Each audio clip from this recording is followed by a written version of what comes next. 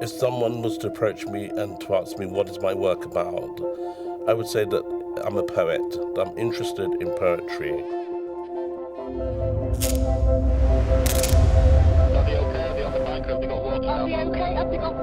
It's darling, my tongue touching you.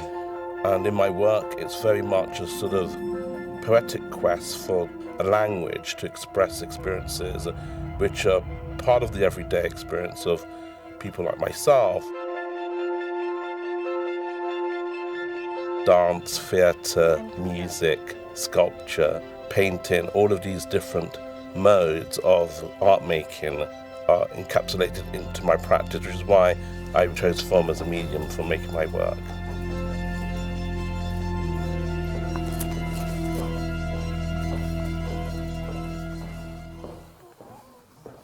One of the things which we've been involved in at the studio is working on my archive. And that entails us going back to earlier works and trying to think about a way of reconnecting them to the present.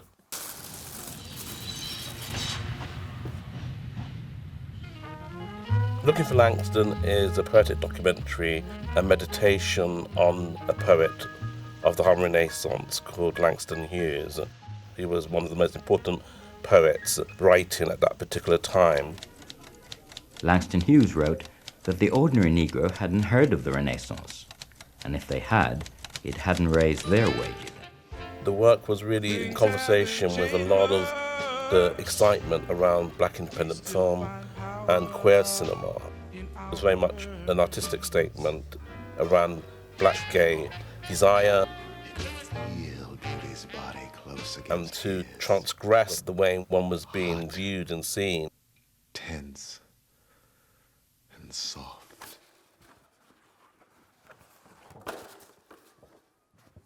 It's a work that is nearly 30 years old, comes kind of into its time, in this new time, where we're really gone back to revisiting questions around Black Lives Matter, around the notion of black queer visibility. We can say that some of these things have become both mainstream, but at the same time there's a lot of antagonism. It's very timely to make a work like Looking for Langston become visible to a new generation.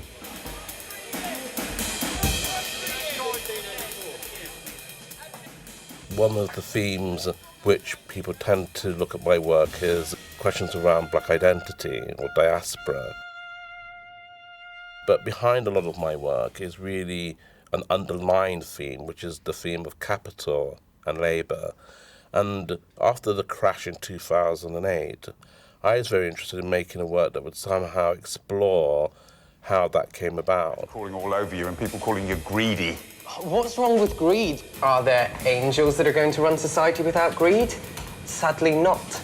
But we've got to keep the wheels turning. Capital itself is quite hard to film, it's quite hard to depict, so one can only really depict it by its effects. And they sent me to Dubai, and that's the beginning of my story.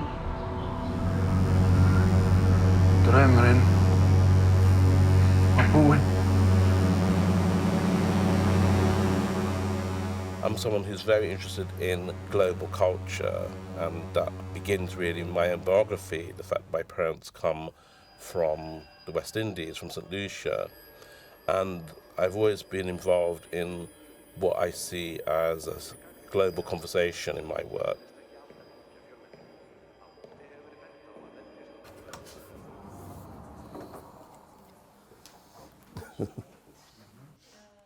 One of the things for me in terms of incorporating use of archive is how to articulate it, how to make it signify in a different way from its original intentionality.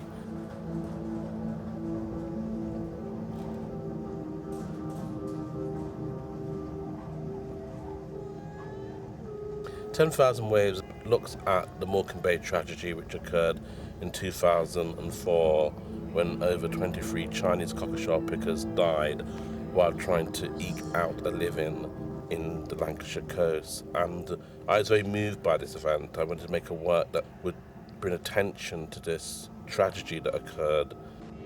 We have visual with one person only at this stage on a sandbank. We see one of the lone survivors, and it's of course surveillance infrared camera.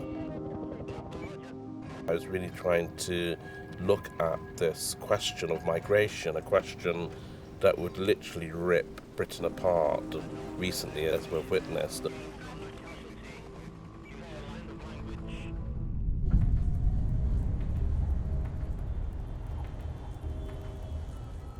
It's this relationship between the political and the poetic which I'm trying to bring out.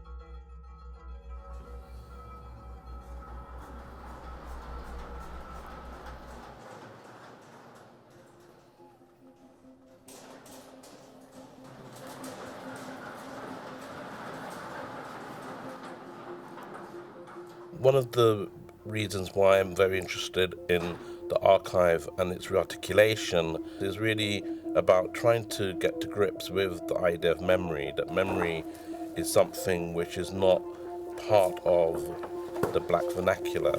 It's not recognised in the general culture. Thinking about questions of, say, for example, black gay desire, it's something that doesn't exist in the archive except through songs or maybe poems. Utilising the archive for me is very much about trying to look at the ways in which one can think about the present by looking at the past, and it enables you to signify a future direction around debates around aesthetics or questions of black identity, which continually haunt the present.